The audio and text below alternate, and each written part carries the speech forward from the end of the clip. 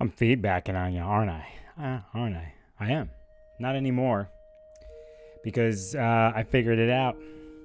That's a way to get into your brains, isn't it? To feedback into your audio senses and wonder why you would even be here, because you didn't ask for this. You asked for to talk about the transits, the astrology, what's happening in our lives, the drama.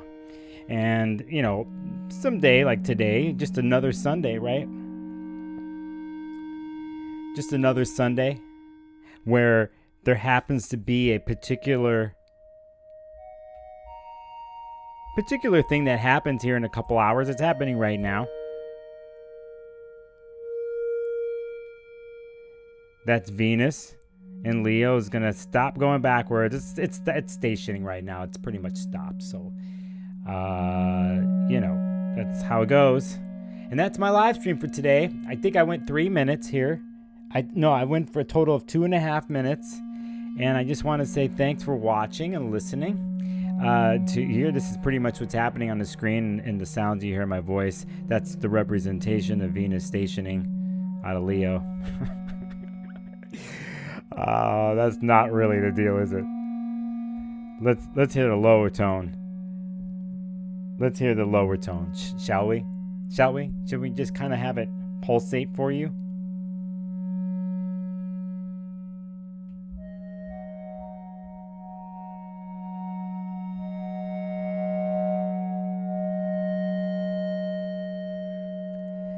Should it be that way?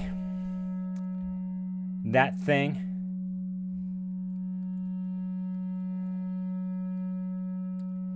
That way? So I just need a little bit of a drone in my world to start this off, because I woke up. I couldn't sleep last night. I woke up, I couldn't sleep. Wired, lots on my mind, and trying not to make any sudden moves, except for this live stream. Try not to make certain interactions happen. And these are some of the things I'm going to talk about that have to do with this week, actually. Certain interactions relationally to the world, with people, a person, the colors on your wall, the sound.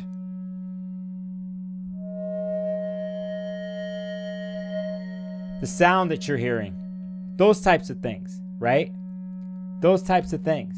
So it's like if I go here, no, I'm doing this wrong. If I go and take things here and do this, which you cannot see, that's kind of what the Venus retrograde's been like. There's a lot that's been going on internally with people in the Leo parts of their chart, or in the fixed parts of their chart, and they are hopefully going to start coming out of it this week. I'm trying not to be sad and cynical about it all. I'm trying to be bright and happy. Like my Instagram feed told me today. My Instagram feed told me today that bright, happy, shiny, coming out of the darkness of morning star Venus. And I'm like, okay, sure. Maybe I should write a bright and happy, shiny post with certain graphics on the screen to say that, to portray that, to do that, right? But that's not the deal. I just shrink up and I find myself in other places like this, the one I'm in right now, and back to normal.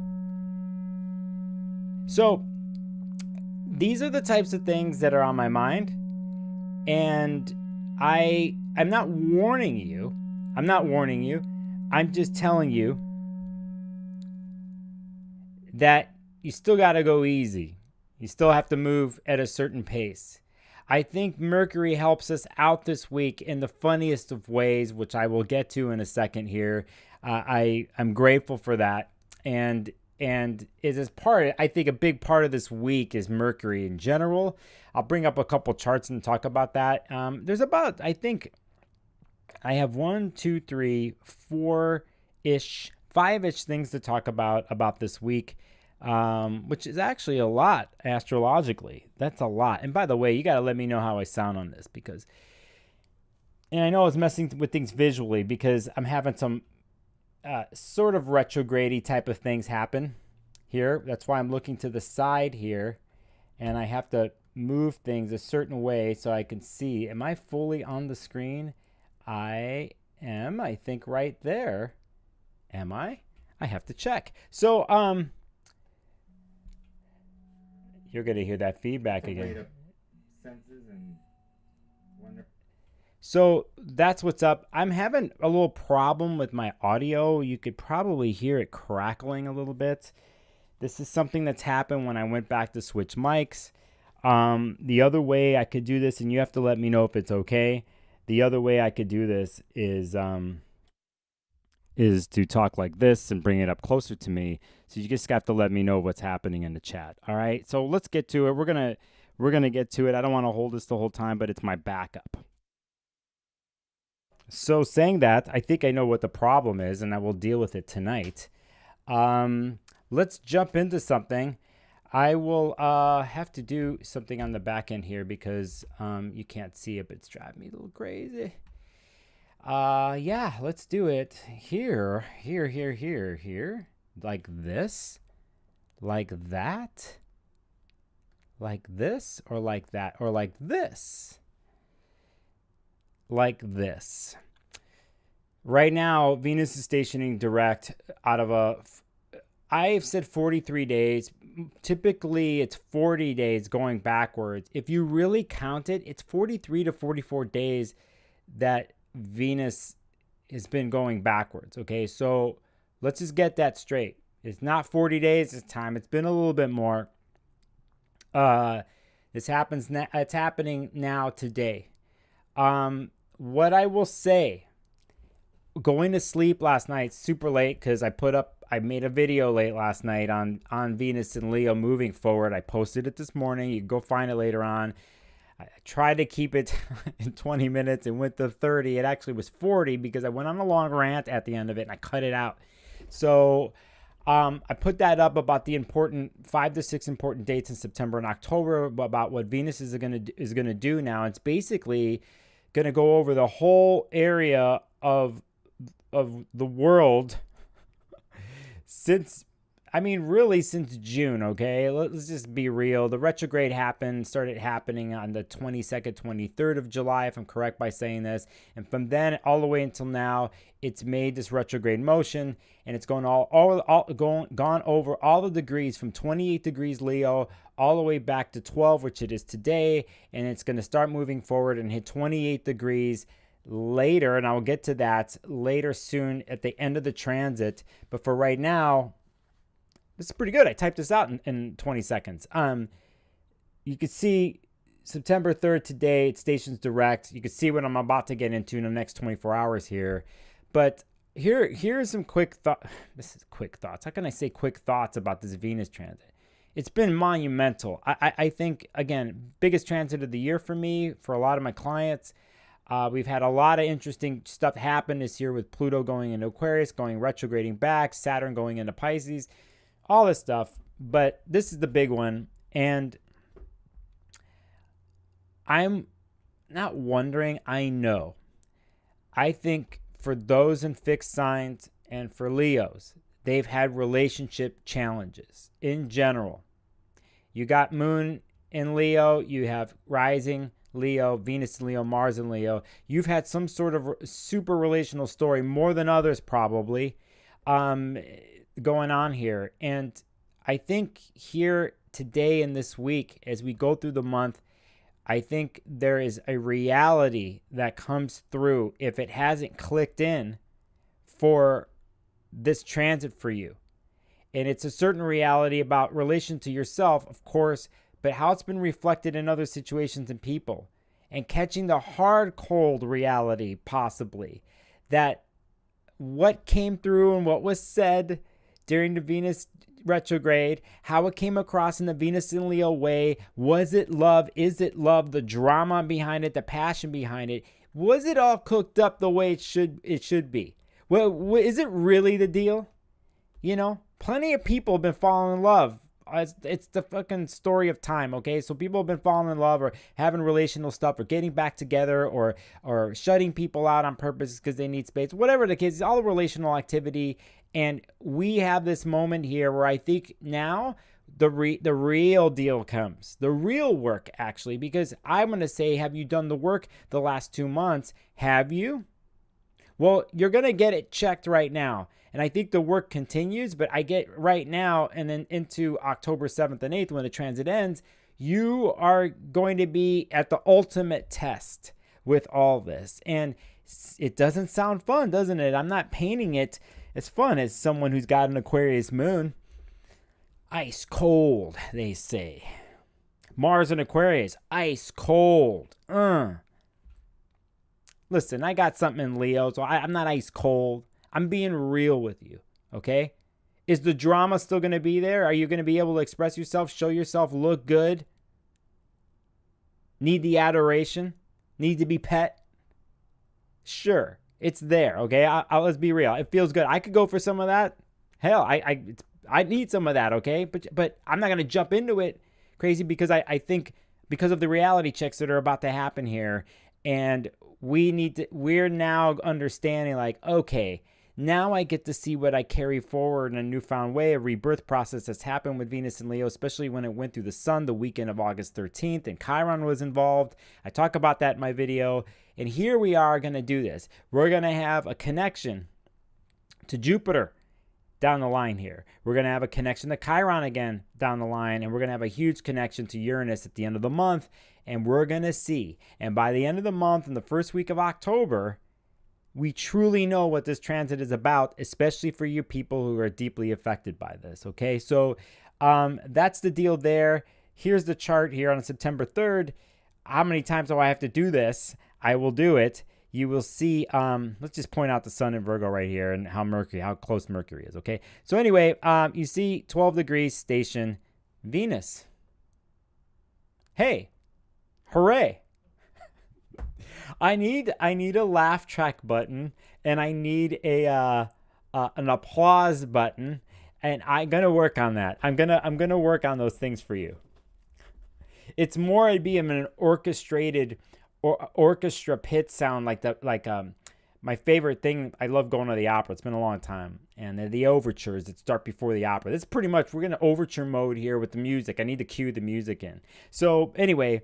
That's what's up. This is the chart here we have for it. We've been waiting for this, okay? Let's just be real. I think a lot of us, no matter if we were on the fucking cloud 9 here or minus cloud 9, we are ready for the retrograde to be done. I am, and for it to move over just so we can have the storylines play out.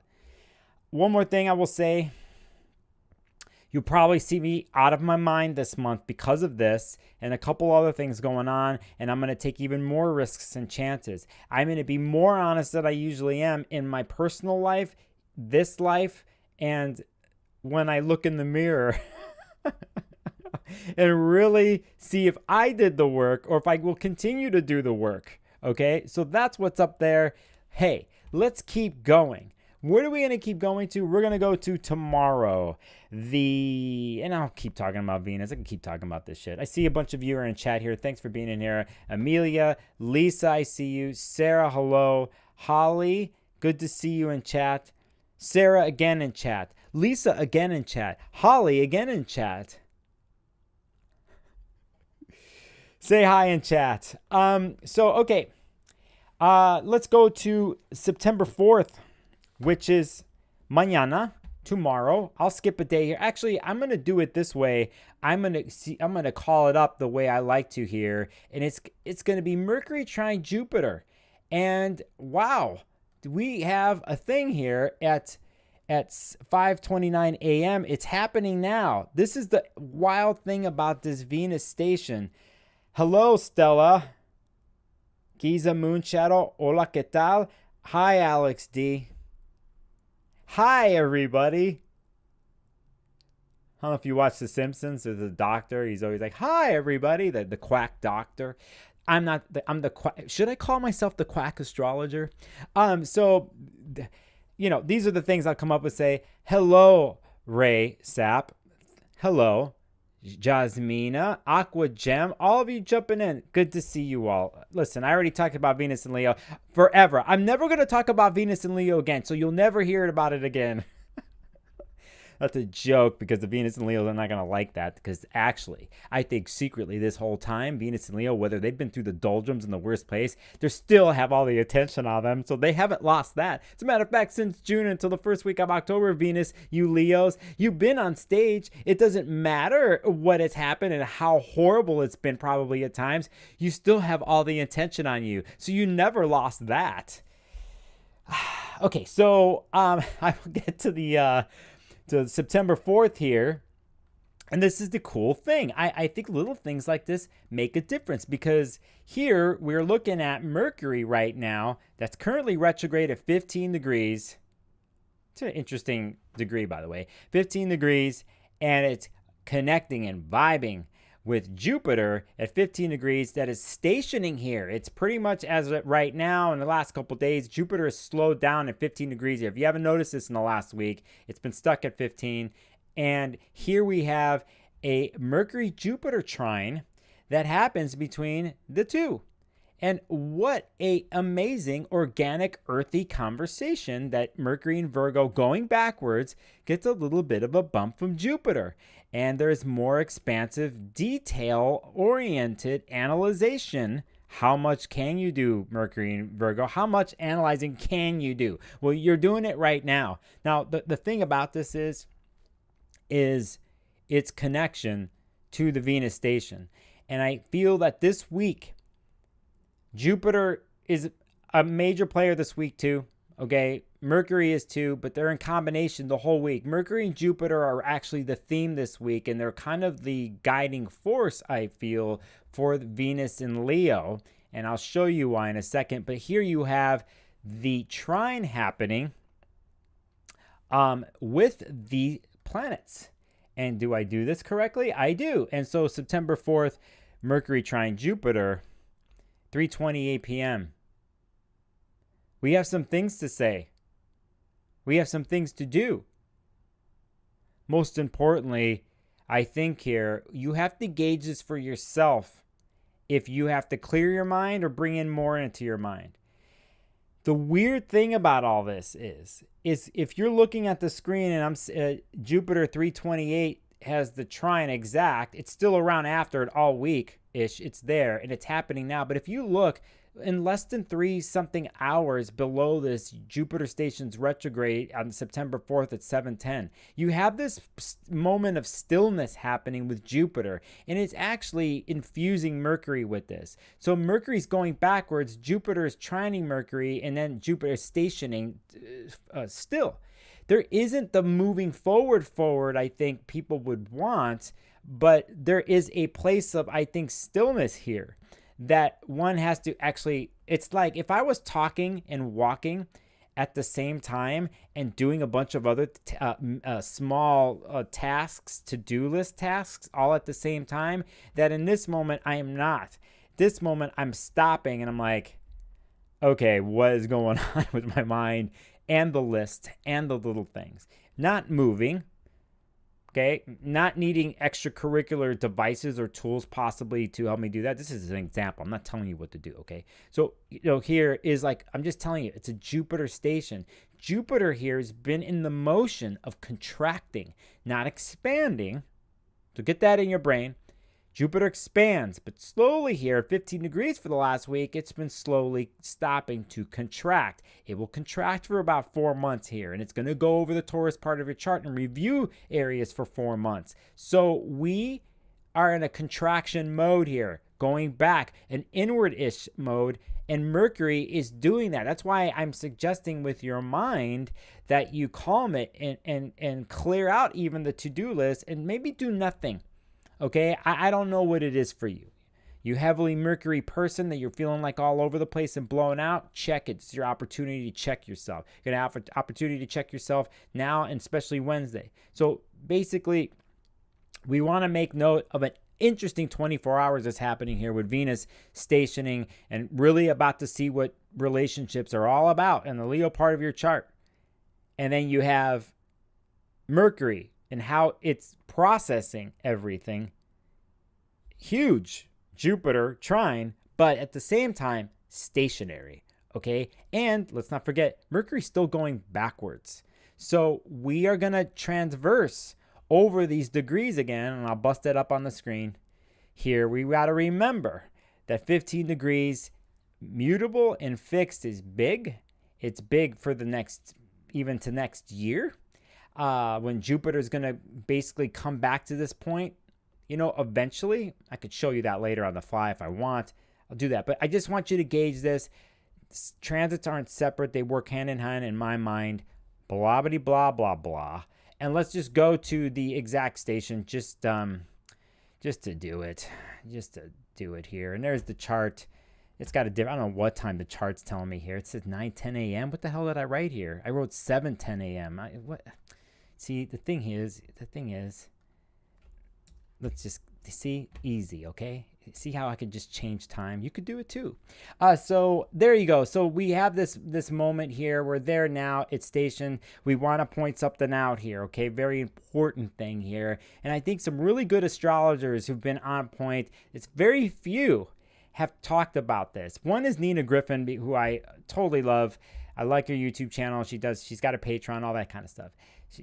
Anyway, it was a reminder on her video that there's a carrying of the light. I'm not saying exactly, but you could see this where the moon is in Taurus here at this moment. Jupiter officially stations. Moon's going to go right through Taurus, in between Taurus and Uranus, and pass through Uranus. In a sense, the moon is going to touch Jupiter and bring Jupiter along with it, and then bring it to Uranus. This is an old medieval technique they use in horary astrology. Okay, so gauge this, okay? So that's happening right now. Tomorrow, Moon into Taurus is involved in all this in the station, okay? So we got that straight. And let's just be clear here. 3:28 a.m., Mercury trine Jupiter. Moon's going to trine Sun tomorrow. On Monday, Moon's going to square Venus. Newly stationed Venus. I got 7:10 a.m. here on my thing. Why is it 9:10? Oh, I know what's going on. I know what's going on here. You're going to see things here on the fly because it is that's the default we're going to save it at. I have Nashville, Tennessee for some damn reason on my thing of why the time is off. So it actually is another retrograde moment for Nicholas. So there it is at 7:10. That's what's going on. Pay attention here at the moon. Moon's in play here. Squaring Venus, trining the sun, going through Jupiter, going through Uranus. It's going to go through Uranus. It's going to trine Mercury at 10:35 a.m., go in conjunct Jupiter at 11:05 a.m. Pacific on Monday. It is until the 5th on Tuesday that the moon's going to conjunct Uranus and then go through a series of all the outer bodies. If you haven't noticed this, moon's going to sextile Neptune and trine Pluto on Tuesday the 5th. And then moon goes into incredible Gemini on the 5th, which brings us to the 6th. And we want to get to a moment here where I think you all know this, but I'm just doing this because I decided to do my weekly forecast this way. We have this at 4:09 a.m. that Mercury is going to conjunct the sun right here at 13 degrees. It's conjunct when it's at the heart of the sun. It's CAZIMI, what they call it. Okay, this is the midpoint in the Mercury retrograde cycle. It's for 3 weeks when it's retrograde. This is the midpoint. This always happens. Mercury's moving backwards and goes through this point here and through the sun for its own rebirth process, which it loves to do because it's pals with the sun, because it's the closest planet to the sun, and it's delivering messages constantly. But still, Mercury needs to be like rebooted here. And basically, let's not forget what I just mentioned with the Gemini moon. Very mercurial day here on Wednesday, and very mercurial week, if you haven't noticed, that we're leading up to Wednesday to this amazing moment. Myself in particular will be sending a particular email or two and a couple messages this day around this time, because I think it's the cleanest part of the Mercury cycle, Mercury retrograde cycle. Some of you know this or not. You know, it's don't do this, don't sign that, don't whatever's. Do those things. If you're looking for optimal moments, hire an astrologer like me or anybody else, an electional astrologer, to tell you the best timing. But in general, we like this day. I particularly like it. Jupiter is still trining Mercury, so it's still there. It's a huge mercurial day. This is a Wednesday. It's Mercury Day, Hermes' day. Center point of the week. Sorry, Venus and Leo. You're not the center point here, okay? You're there. You're there. You'll always be there for me. You'll always be there for me. And let me tell you something, Venus and Leo. I even like it when you're down and out. I actually think you're hot when you're vulnerable. When things haven't been flowing with you lately, because I've had conversations with you, I've loved your vulnerability and your openness with your wounds and this shedding of skin that you've done going through the sun and coming out. You're still raw. I actually like this. It's not an act. It's very real, because sometimes I've seen you put on an act with a costume on stage because it's what entertains people and what gets you the applause. But that applause doesn't work anymore in some ways. It doesn't it? Right, Venus and Leo? So at these vulnerable times with vulnerable speeches and words and wounds, I think you're hot. That actually turns me on, and actually I feel like I want to be more vulnerable with you. And in a sense, that is a creative expression between you and I, our vulnerability creatively, and I think that is like goes deep, and I like that depth in you. Show us more of that. So Mercury on this day goes through the sun. Ritualize this one. Do it. Even though Mercury's retrograde, I dig it. I'll tell you, I get stuff done. I put stuff on Craigslist. I'm selling a bunch of gear right now. On my Instagram stories this week, I'm about to unload a bunch of astrology books that I'm going to put for sale. You will see them. I'm doing this whole week because the transactions are clean, blah, blah, blah. Wednesday for sure. Okay, so that's what's happening there. We want to make a note that on 12:06 p.m. that day, we are, Moon is going to sextile Venus. So see, Venus, you're in this. And then Moon's going to square, Gemini Moon's going to square Mercury and the Sun, obviously, because they're together. We get into Thursday the 7th, and we have the moon still playing games with Neptune on the 7th. I'll just do it this way just so we go one day. And then you see the moon here. We'll go by the hour, Nicolas. The hour, so it syncs up with Neptune. Where are you? Where are you, Neptune? That's a joke. That is there. We'll make a note of it here like this. We want to pay attention to the communication skills that are going on here with a square that's going on with Neptune on Thursday with the moon. That's why I'm saying Wednesday the day, a good day to do a Mercury type of thing. It's not the best of the best, but for the Mercury retrograde cycle, it's there. And Jupiter's there with it, okay? So when we get to the 8th, we get to another big moment of the week, and we'll do it this way. We'll say the sun is going to connect with the sun. Sun trine sun. I wish. But here it's with Jupiter, and this is on the 8th. And this happens at 4:12 a.m. Pacific time, where Jupiter is going to do a, whoa, Nicholas, hey now, that is going to do at 15 degrees, it's going to trine Virgo, the Virgo sun. We have the trine here. Trine's a triangle, really. It's actually, they're 120 degrees away from each other. And why do we say that? Because if we count, let's say if we count visually here, right? Let's say we know each house here is 30 degrees. So we got 30 plus 30 makes 60-ish. 60 plus 30 is 90. 90 plus 30 is 120. 120 degrees away from each other is a trine. You see this, how we do this visually?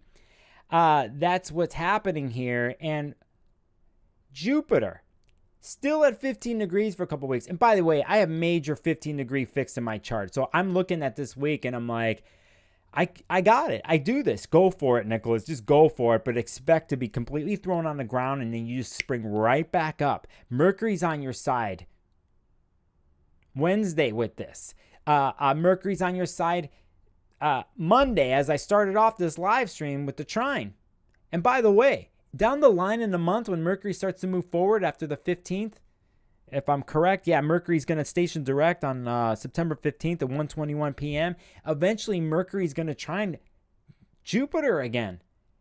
So we catch this. We understand this. We want to know that this is not a finality this week, that a lot of what's happening this week is propelling us through the rest of the month, especially with Mercury and Jupiter and Venus.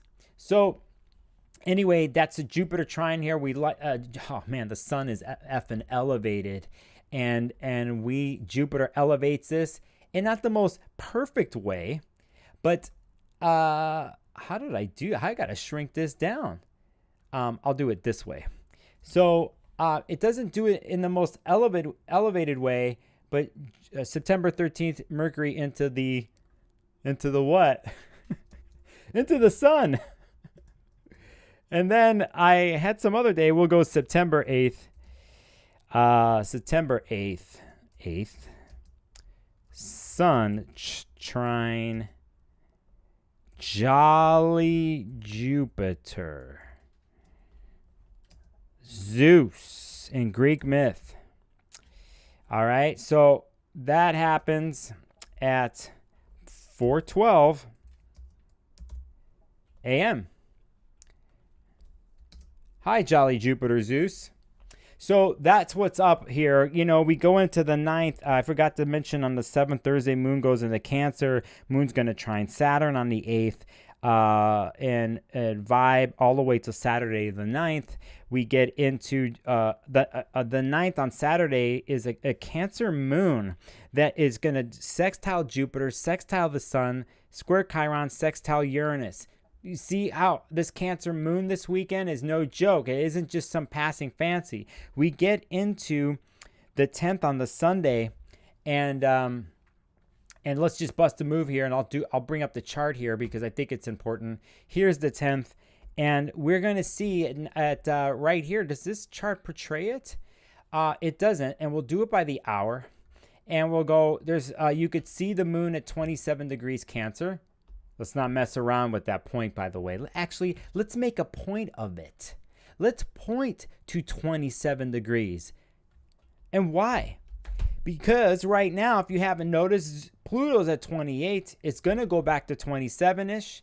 We're going to look at the nodes at 25. It's already past that point. We're looking at Mars at 8, which eventually is going to hit the 27, 28, and 29 degree points when we come later in the month. You have to pay attention to this if you have cardinal degrees at this sign because it's tied into the eclipses and it brings drama and a lot of combustible energy. So here we have a Moon-Pluto opposition that is happening on Sunday right here. We always pay attention to Moon-Pluto and Moon-Pluto conjunctions. I do. Some of you know what the reasons why we're going here as an opposition. But what we do know is when we leave this place and we go to there, we'll just pick the moon in Leo is going to enter in on Sunday, 9:36 a.m. and I'll get to your chat in a second. Here's Moon in Leo. Why does this matter? I said this in my monthly forecast. I brought this up. The reason why it matters, not just this day in the 24 hours, but it's basically from September 10th, Sunday, all the way until the new moon that's going to happen on the 14th in Virgo. The days before that, when the Leo moon here on Sunday for 2.5 days, all the way until Tuesday, September 12th, the moon is going to be in Leo in a balsamic phase, the only one of the year, because it's before the Virgo new moon, and we want to catch this because it's going to, on the 11th of September, the day after what you see on the screen here, the moon is going to conjunct Venus, right? And to me, this moon-Venus balsamic Leo moon deal is another shedding of skin that Venus is carrying still, coming out as morning star through the retrograde cycle. And there's a test here, I think. There's a thing of like how Leo functions. And in one way, this moon in Leo as a balsamic phase, balsamic is the last moon phase before new. It's the ending. It's the death phase. It's the blackness. It's the nothingness. The dirt is recycled. We're going to get ready for the new moon. Everything is quiet, introspective, cave, meditative cave. We're letting go. It's actually interesting because a moon in Leo can be extravagant in its emotional expression, right, in general, but we have it balsamic here, right? We have it balsamic here, and it's going to touch Venus in Leo here. We have another contemplative, meditative moment. Again, you're affected by the Venus and Leo transit, whatever way. Gauge this. Use this one to your advantage. Do you have some things you need to keep processing emotionally? They're there. You got a great moment to let go of some stuff and recycle some stuff with a balsamic moon in Leo. Do you do it with partnership and have the types of conversations and interactions that have to do with letting go and recycling and bringing in something new eventually? Yes, this is part of the Venus and Leo story for the month. It doesn't seem like anything, but it is. So I want you to gauge this, people, and use it to your advantage. I will be doing it as someone who's got 16 degrees, something major Leo in my chart. Let me take a deep breath after saying that. And that's the end of my weekly forecast. So I just want to point those things out. I went through it in a different way today. Here's some of the dates I had. Some of there, we got the trine, blah, blah, blah, blah, blah. Okay, all right, let's get to the real deal. Let's get to the chat. And I have two things I want to show you before I jump out here. I'm 40 minutes in, so I got a little bit of time. Please ask me stuff. I was actually going to take a phone call today, but I couldn't get the phone to work, which is to my benefit. Thanks, Hermes. I could recap. I'll do it at the end. Okay, so the chat says, hey, Cookerzilla, I see you. Yo, Sparkle, 6th house Taurus. Huh. Do the work. Serve, 6th house. Well, you're going to know about your 6th house more by the end of the month once Mercury moves forward and stuff. I have a feeling some details are going to be playing out there for you into the end of September and October. Thanks for the comment, Holly. There's a question. De Olavera Hoffman. Is Jupiter still beneficial while retrograde as it trines Venus and Mercury? Hell yeah, it's beneficial. I still think it totally is. I just don't think it's moving at the pace that it is because it's not expanding out. It's actually sort of contracting in. It's a great time to review and contract, and I think Jupiter and Taurus can look at one's value systems or where Taurus is in the chart, to how connected they are in this journey here so far this year since May, and to see what has transpired for the first 15 degrees here for the Jupiter and Taurus transit. And I think Mercury helps Jupiter and Jupiter helps Mercury here, and with the Venus trine. And I didn't even get to, I'm only doing a weekly forecast here, but you can see the video I put up today about this, and I'm going to talk about it next couple of weeks. But I don't think Jupiter is completely out of sorts here. It's stationing retrograde. Do I feel like it needs to pull back a little bit? More than a little bit. Do I feel it's contracting and going inward in a way? Yes. Eventually, though, we like these contractional moments because they actually, when Jupiter starts to move forward, it comes back bigger than ever. So we appreciate these moments here so we can kind of line things up again. And Mercury in Virgo helps with the lining up. Aquagem, thanks for the heads up on the balsamic moon. Yeah, I know. I think it's a little secret there. I know I passed a couple things there. If I passed, well, I didn't get into, yeah, it's after the 14th and the new moon is when really the world and everything really comes into play after the new moon. And then Mercury stations on the 15th. And then the next 2 to 3 weeks are just like kaboom, Jupiter, Uranus, and with Venus and Leo, all this stuff. It just goes. And of course, Holly in the chat's going to mention the equinox that's coming our way. I did a monthly video on the transits, which is super long, almost too long, but I made chapter markers. I put the Venus and Leo forward. What did I say in the thumbnail? Released. Venus and Leo released. You can release on me, Venus and Leo. I had to say that. Oh man, that tells you where I am right now. So anyway, okay, good to know. Hoffman says in the chat, I was a bit bummed about Jupiter going retrograde since I'm in a Jupiter year. Yeah, you make the most of it. You can't have, one thing with a Jupiter, you want Jupiter to go retrograde. You don't want it to push so far, so fast in so many ways, because they'll get blown out and lose the objective and not know how to get back home. Like the archer is pointing the arrow into whatever it's seeking and wants to know everything about it and find out everything about Taurus, and that's great. But we know what Taurus deals with. It deals with Venus situations, the Venus and Leo situation here with dealing with eventually Venus and Virgo, which I'm really psyched for this transit, by the way. I'm really psyched for Venus and Virgo. I'll tell you why in a second. And you know, we need to contract back. It's just part of the deal. It's if we don't, it falls to pieces and loses its initial focus and objective of what Jupiter is connecting to. So can drama be there? Yes, because of Venus and Leo connection. Can we have events here that show how out of proportion things are? Yes, you'll be able to look at what you went too far in those Jupiter places and get to corral them. So, okay, I was going to mention, I'm psyched for the Venus and Virgo transit, and here's the reason why. We had a Mars and Virgo transit for almost 2 months. We have Virgo birthdays right now. We have Mercury in Virgo retrograding right now. And then Venus is going to go super quiet in a good place, I think, in Virgo. And I think here it's a typical story that happens after a Leo energy, that Virgo goes inward.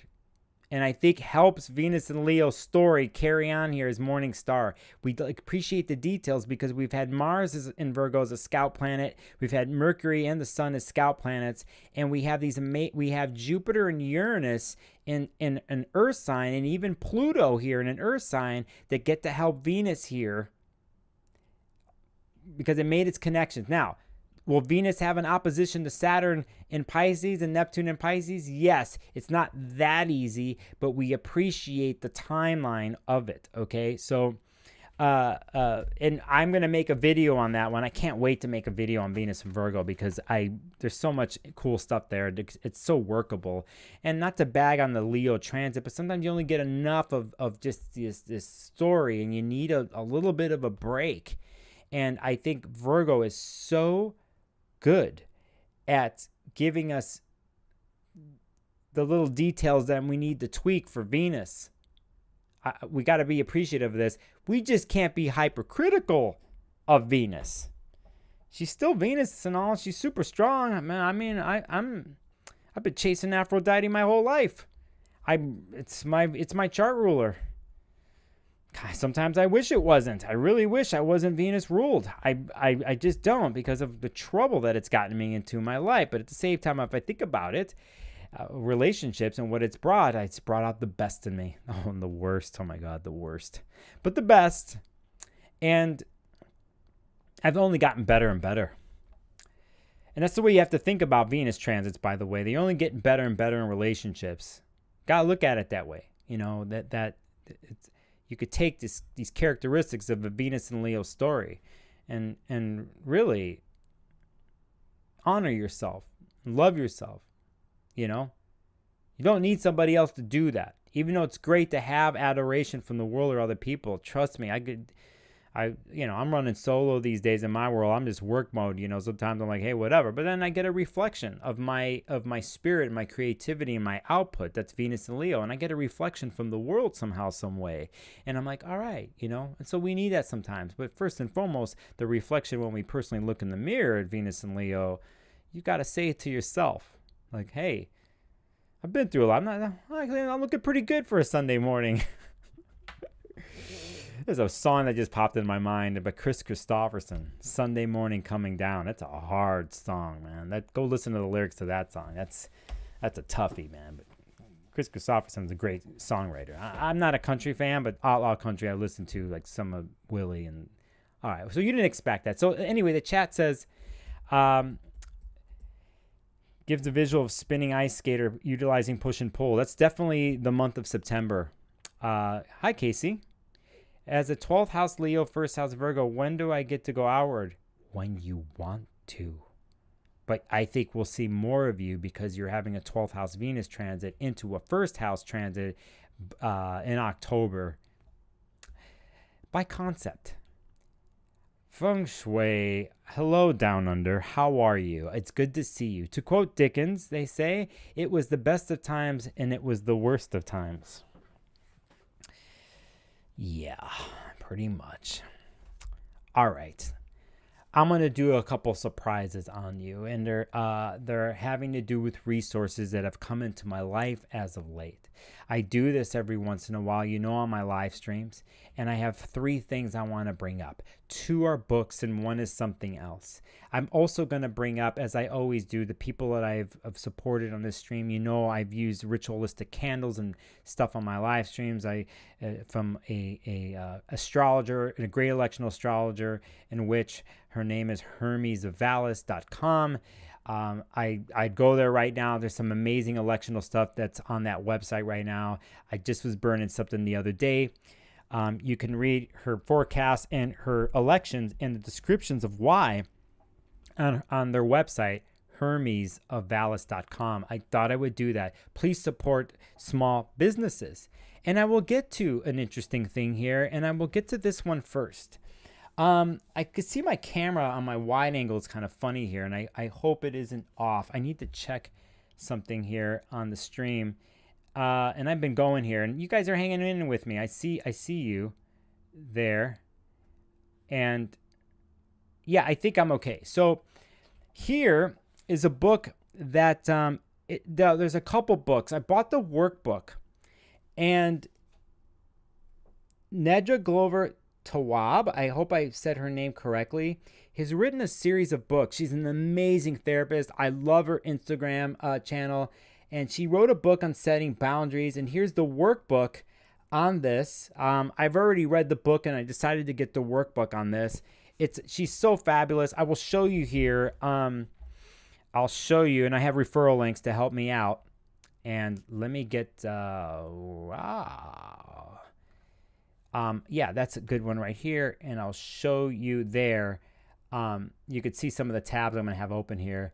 It's Set Boundaries, Find Peace. A great book. I highly recommend this person. They got a couple other, they got these work cards, flashcards. I don't know what it is. Very tangible. I got to go look at Nedra's chart because I love her IG reels and stuff, because there's a lot of self-help people on IG, and I follow some of them. I get a lot of good tips, but there's something about her. There's something about her, the way she talks. Her Mercury's got to be aspected in a way where it's just grounded. It's an earth sign or something's going on with it. So I'm going to go look that up at some point. But I suggest this person. I will put my referral link to my bookshop.org. And let me get to a place here on my channel. And so you're going to might have to hear it myself. Let's go right there. And I'll go to my own chat here, and I'll throw this in here. That's my bookshop.org thing. I will also give you my Amazonish one if you're into that. Try to do bookshop, will ya? But I got to support my world right here. You're seeing my face. Look at my face. Is that me? You can see yourself in chat, but look at me. Can I imitate this? Anyway, there is that. We dig this book. We dig this person. Please support. This book has helped me tremendously, and will continue to do it. And it's helping me in my client work. Not that I need it, but understanding and helping clients come up with tools and resources to deal with boundary making and healthy ways of doing this. It comes across in such a very practical, simple way. I'm completely grateful for this person and this workbook that comes along. So check it out. Trust me. All right, I'm going to get to another thing. And this particular book is something that's already out there, but a reissue of something here. And I'll put it up here, and it's called Culpeper's Complete Astrology, The Lost Art of Astrological Medicine. In a sense, it's a translation, and you could see the introduction by Judith Hill, astrologer in Portland. Alice Sparkley Cat wrote the foreword for this. This is made specifically on a publisher that I wholeheartedly support. I'm going to show you their website. It's on they're called a Microcosm. And I just picked this book up the other day. It just has the basic translations of, more the medical astrology aspect, old school, but translated in a way. Look at this. The sun causes pimples and burls in the face, afflictions of the heart, heartburning, tremblings, faintings, tympanies, sore eyes. And it goes on from an old school astrological perspective with a little bit of graphics. And I liked how they did some of the things here. You could see just the design part of it. And a great book. I particularly going to tell you to go to this particular website. And I will put it in chat here in a second. And I will tell you to go here to Microcosm Publishing, which is based out of Portland.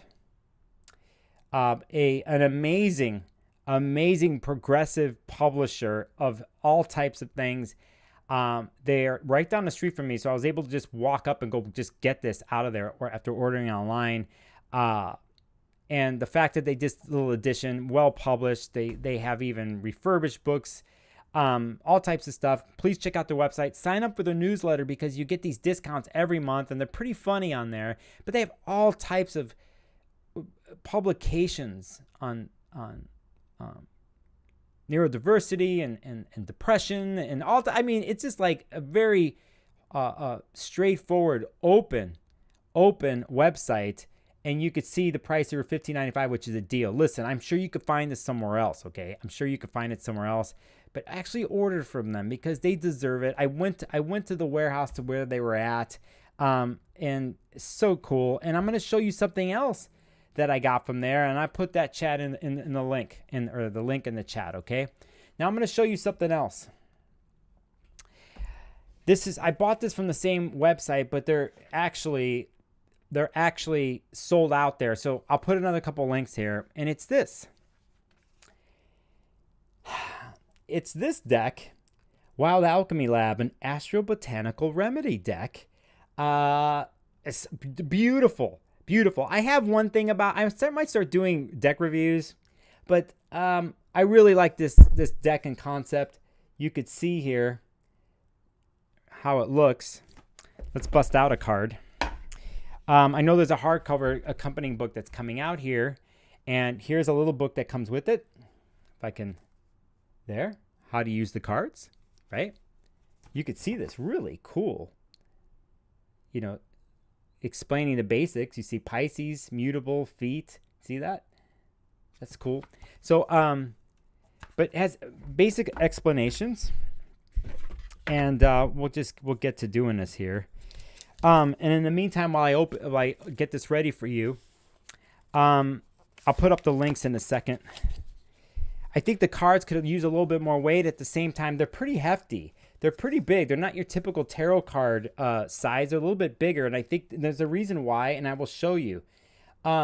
Here's one card there, but look what I'm pulling up here. Look what I'm pulling up, a Jupiter card and Moon. That's funny. Moon and Cancer, you see this here. But the cool thing is here, agrimony, you could see here, I'll show you the card here. right? It's got the Latin version or name down there. But on the other side, it has a great explanation, almost recipe, ingredient, a prep time. It tells you the type, the habitat, the energetics, cooling and drying. Awesome deck. Super cool deck. I was way into it. Here's here, well, it's funny. I was thinking about fennel the other day because I'm using fennel and some ritual and practice that I'm doing right now. Can I get this going? There's fennel. And, you know, if you don't know this, fennel's a mercury herb. Definitely use it on your Wednesday rituals. I've been using it this whole year for something very special that I've been working on. And here we will get to a recipe for fennel bitters. I mean, what the hell? What a wild deck. An amazing deck. Here's ginkgo. Just well designed. I understand why the cards are the way they are, but they're not super flimsy. They're good. But check that out. Beautiful. One of the best purchases I've made this year. I've been buying a lot of literature and books on plant magic to understand things for myself, because one day I'm going to live in a cave and weird people are going to come to me. I'm going to wear a hood and I'm not going to talk and I'm just going to hand them herbs. So there's the ginkgo infusion. A superb, one more, honeysuckle, right? Super cool. For hot heads and sore throats. Very basic stuff, but very well done. I will send you the link to my storefront here for this. I will do it right there. And I will also show, no, I'm not going to do an Amazon link for that one, but I will tell you that this microcosm publishing thing that I did earlier, is they're out of stock with the deck, but I bought it from them originally. So I will put that in the chat too. You can find, there's the microcosm link there. Again, check it out. A super cool purchase for the price. I couldn't believe the price for this deck. So you're paying 50, 60 bucks for decks, which is rightfully so. I mean, this is mass produced, but they did such a good job with it. I mean, oh, okay. Let's take a look at Hawthorne really quick here, because I'm interested because I see a lot of it around. Look at Mars. Look at, got fire, moon, Leo, moon, Sag. Right? And Hawthorne elixir. In spring, cover fresh hawthorn blossoms with brandy. Seal the bottle and store in a cool, dry. Look at that. It's slightly warming, slightly cooling. That's interesting. So that's what I wanted to show you today. You know, the affiliate links help me. Those microcosm links don't help me, but they help them. They're a women identified, run and owned business. That's who I try to support, just like HermesOfVallis.com, which I mentioned earlier, which I will put up here just so you see. I am on, you know, I support other people, but especially sites like that. So you can go to HermesOfVallis.com or follow her on IG. Hey, Israel, it's good to see you. So yeah, I wanted to show you those three things. I talked about the transits. I'm pretty much at an hour and I said it'd be done. Thanks for hanging out today on this impromptu live stream.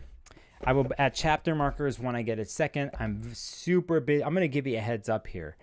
Super busy month ahead of me. A wild one. And if I can make it and get through this month in October, I'll have a couple stories to tell you all. And I just want to do that. You can also, too, if you didn't see, I was asked 5 interview questions in one sense for an astrology.com. Let me see if I can pull it up.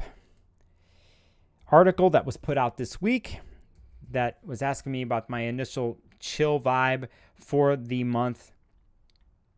For the month of September, I answered a couple questions. And I'm trying to find this. Let's do monthlies. And yeah, I'll find it. Like I put it in a chat. I think I posted it on my community group, which I will do here in a second here. I'll show you. But please go read the article because it helps the algorithm.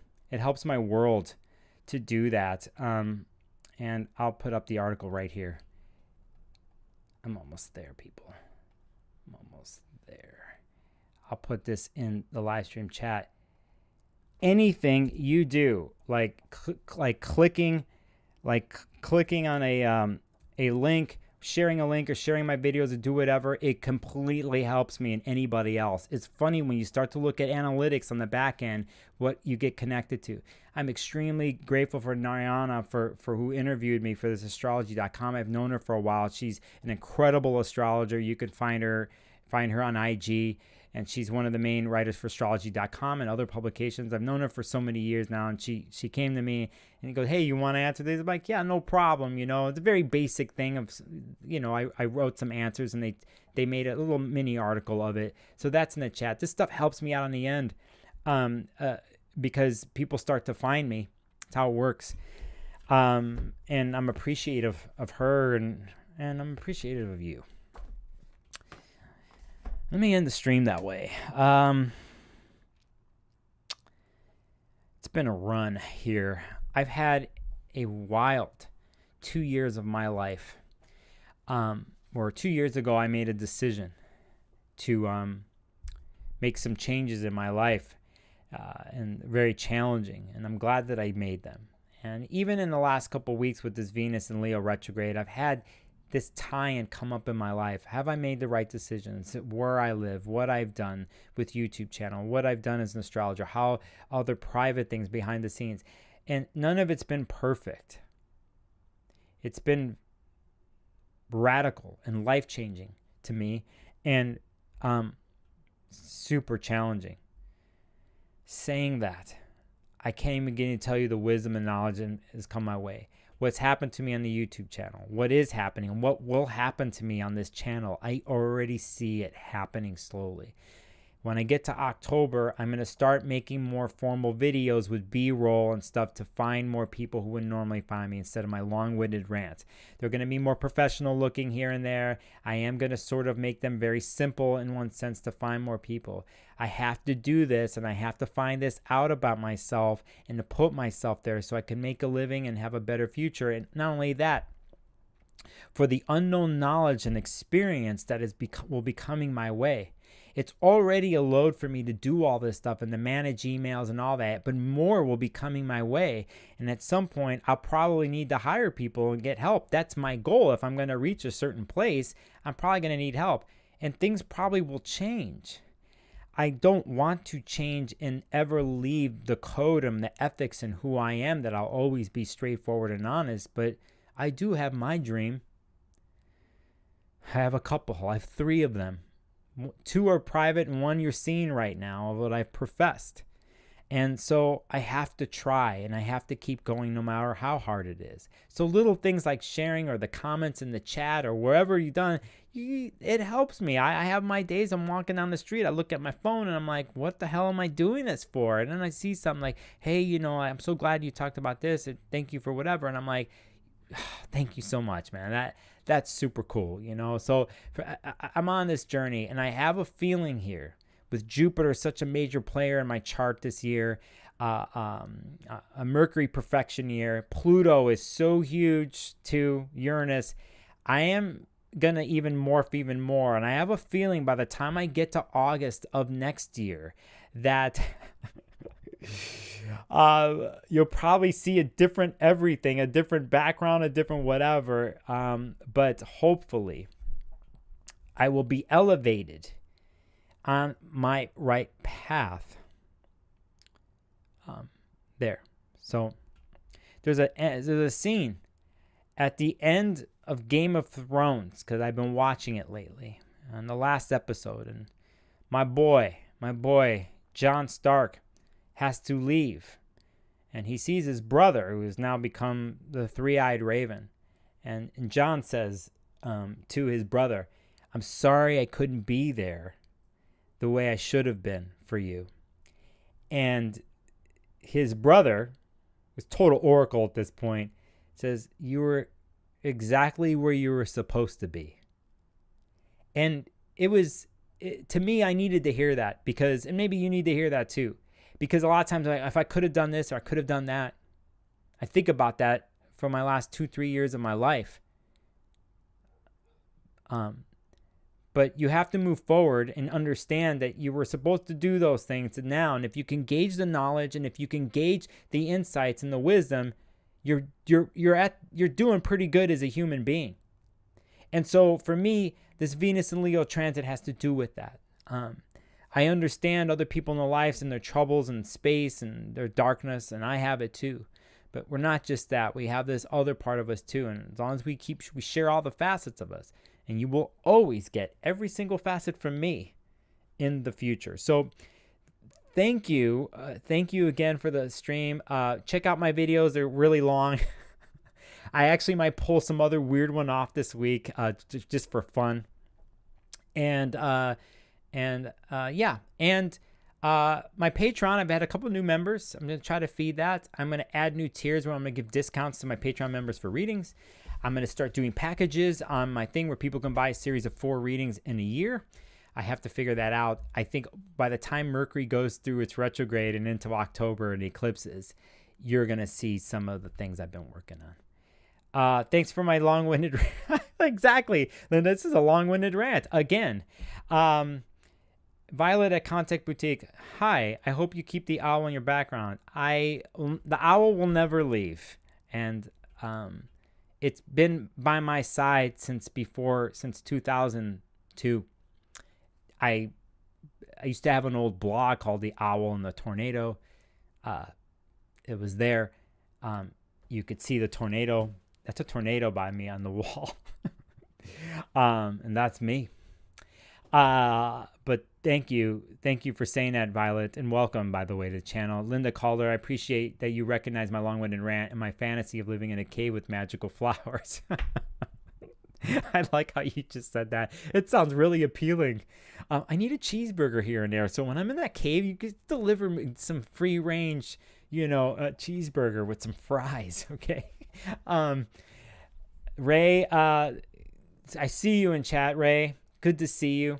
Hoffman says it's all about who you become during a journey. Yes, and same goes for you, Ray. The owl, good. Ray, that was quick. Owl and tornado. That was good. Yeah. If you haven't subscribed to my channel, hit the subscribe button, hit the bell when you know when I go live. Now I must be done. I'm 7 minutes over, and my technical thing says that I haven't dropped any frames, which is amazing. You won't know what that means, but I know what it means. And let's end it this way, the way I started. Let's see if I can do this. The way I started. Will this work? Oh, I mean, there's me. There's that, right? And let's see. There. Let's start that way.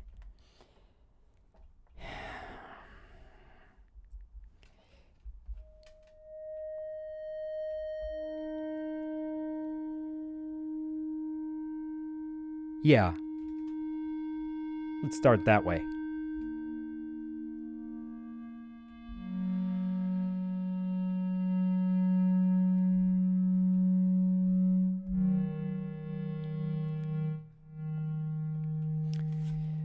All right, I gotta thank Hermes for getting me through another live stream during Mercury retrograde. Let's just say what's up to Hermes right now. My boy, always about my side in my dreams and tell me weird things through my dreams.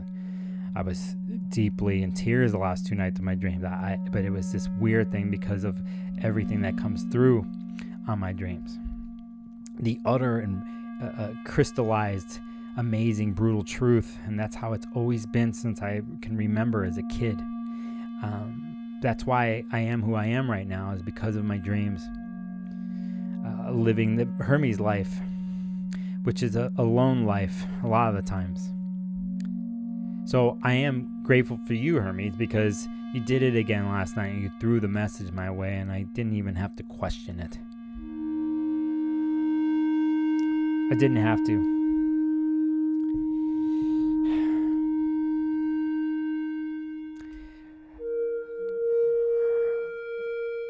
We're going to say what's up to Aphrodite right now as we leave the stream, because She don't mess around.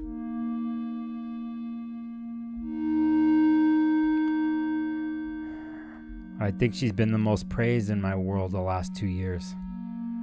Every Friday morning and every Monday night. She's been there and always around, and in hence sense, if we think about the upper, higher vibrations of what love is, Aphrodite or Urania, it has to do with the intertwined eros in everything all the time.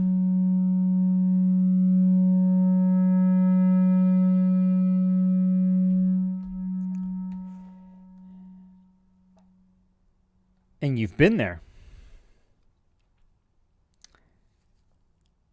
You've been there for me. For everybody.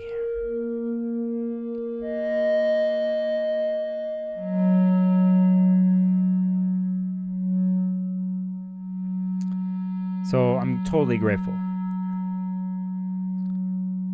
I dedicate this stream to you, Aphrodite.